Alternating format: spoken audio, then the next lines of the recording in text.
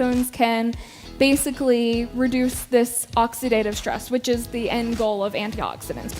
And so within the past probably 5 or so years, there's really been an explosion in the amount of interest in the research in this space.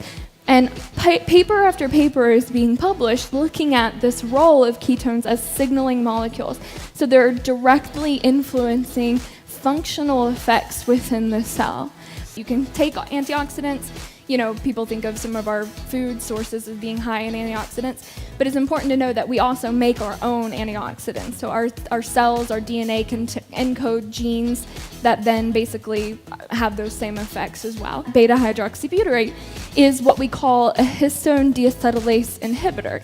And that's a big word, but basically it means that it actually travels to the DNA and binds there and allows certain genes to be open so that those genes are expressed, so actively influencing the expression of those genes.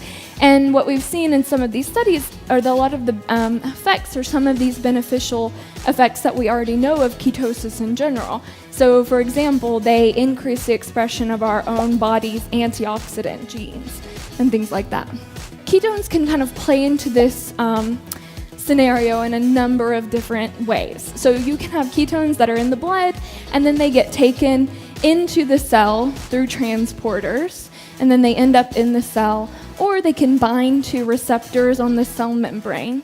They begin to communicate with other proteins within the cell and elicit these specific effects, or they even go and bind directly to the DNA and elicit effects that way. So if you think about it, we have to constantly take in this environmental information. So there are signals to us coming in from the environment in terms of the nutrients that you are able to consume at any point in time tell your body a lot of information about the world. Are you in a state where you have ample access to nutrients or not? That's going to affect how your tissue treats itself and how it prepares, right? Pathogens in the environment that you may need to respond to, stressors or chemicals like carcinogens.